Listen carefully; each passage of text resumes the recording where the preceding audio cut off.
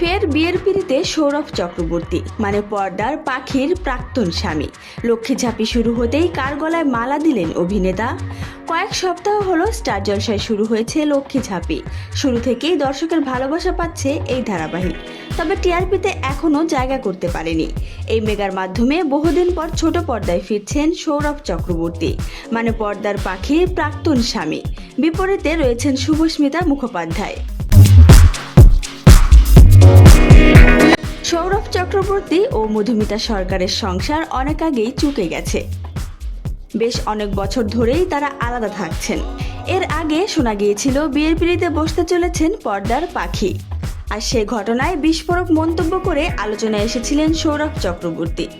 তবে এবার শোনা যাচ্ছে একদম উল্টো কথা, বিয়ের পিড়িতে বসতে চলেছেন সৌরভ চক্রবর্তী নিজেই। তবে ঘটনাটি কতটুকু সত্যি? শোনা যাচ্ছে লক্ষ্মী ঝাঁপি ধারাবাহিকের প্রমোতেই নাকি দেখা গিয়েছিল বিয়ের কোণে ঝাঁপি বিয়ের মণ্ডপে যাওয়ার জন্য প্রস্তুত। এমন সময় বাড়িতে এসে ব্যবসার লোকসানের খবর দেওয়া হয় তার বাবাকে। পাওনা টাকা ফেরত চেয়ে ঝাঁপির বাবার উপর হামলা চালায় পাওনাদারেরা।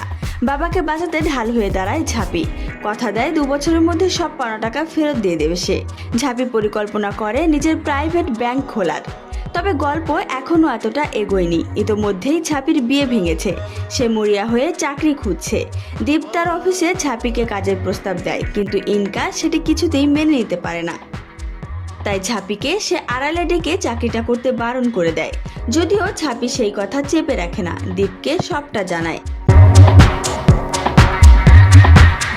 গল্প আগাতে থাকলে গল্পের মোড়ে বিরাট বিপদে পড়ে দীপ ও ঝাঁপি। অচেনা এক গ্রামে এসে পড়ে তারা। তখন ঘটনাচক্রে গ্রামের লোকেরা দীপ ও ঝাঁপিকে বিয়ে দিয়ে দেয় জোর করে। বাধ্য হয়ে ঝাঁপির স্মৃতিতে সিঁদুর পরিয়ে দেয় দীপ। আর এই ঘটনাতেই নতুন বর সেজেছেন সৌরভ চক্রবর্তী। না, বাস্তবে নয়, পর্দায় তিনি আবার বিয়ে করলেন। তবে দীপ ও ঝাঁপির বিয়ের পর কি হতে চলেছে সেসব জানতে হলে আপনাদের দেখতে হবে লক্ষ্মী ঝাঁপির আগামী পর্বগুলো। তাই টান টান উত্তেজনাপূর্ণ মেগার প্রমোতেই চোখ আটকেছে দর্শকদের।